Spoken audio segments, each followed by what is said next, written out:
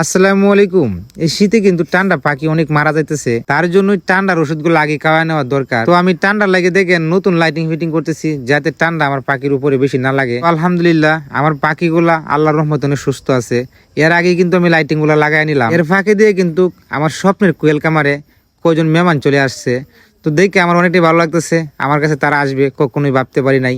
তাদেরও কিন্তু একটা বড় কামার আছে, আমার থেকে অনেক বড়। তো আমার পাশে যে ভাইটাকে দেখতেছেন, সে কিন্তু আমাকে মেসেঞ্জারে অনেকবারই মেসেজ দিত, তার সাথে মেসেজের মাধ্যমে কথা বলতাম। তো আজকে সরাসরি দেখা হয়ে গেল। তো ভাইটাকে আমি জিজ্ঞেস করলাম, ভাই আমার কামারে যে আসছেন আপনার কাছে কেমন লাগতেছে? তখন ভাইটা বলতেছে, আসলে আপনার কামারটা অনেক সুন্দর, অনেক ভালো লাগতেছে। এর ফাঁকে দিয়ে ভাইদেরকে বসার জায়গা দিলাম।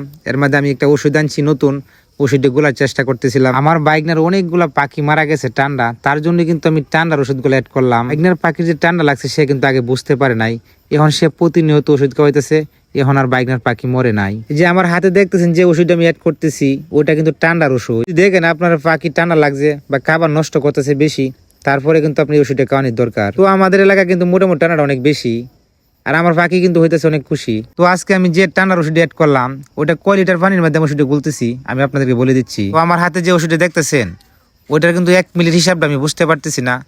তো 10 লিটার পানির মধ্যে একটা প্যাকেট ওষুধ আপনি গুলতে পারবেন। তো আমার ওষুধগুলো দেওয়া শেষ, এখন কিন্তু আমি ভালো করে মিক্সকার করতেছি। দেখেন মিক্সকার করার পরে দিয়ে কিন্তু ফেনা উঠতেছে অনেক বেশি। তো ফেনাটা কিন্তু পরে দিয়ে জিনে যাইবে। এখন কিন্তু আমি পাখির কাছাই ওষুধগুলো দিয়ে দিচ্ছি। তো রাত নাই দিন নাই আমি সর্বোচ্চ পাখির যত্ন করতেছি, কারণ ওটা হলো আমার স্বপ্নের কোয়েল কামার, যাতে কোনো সমস্যা তাদের না হয়। তো আমার কামারের পাশ দিয়ে কিন্তু 2টা বড় করে জানালা ছিল, ওই 2টা গ্যাপ কিন্তু আমি এখন বন্ধ করে দিছি। কারণ এখন শীতের যে ঠান্ডাটা, এই বাতাসটা লাগলে কিন্তু ক্ষতি হয়ে যাইতে পারে, তার জন্য কিন্তু আমি গ্যাপগুলো বন্ধ করে দিছি। তো আমার ওষুধ দেওয়া কিন্তু এখন শেষ। তো আমার যে মেহমানগুলো আসছিল তাদের সাথে আমি একটু কথা বলবো এখন। সেই শীতের মাঝে অনেক কষ্ট করে রাত্রি চলে আসলো তারা আমার স্বপ্নের কোয়েল কামারে।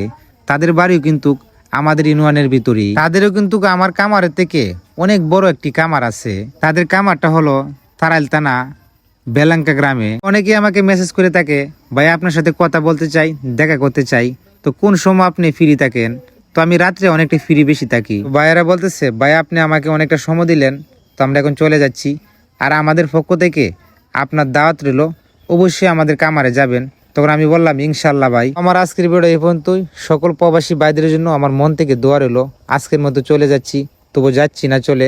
কোনো পরবর্তী ভিডিওতে আপনাদের সাথে দেখা হচ্ছে। আসসালামু আলাইকুম।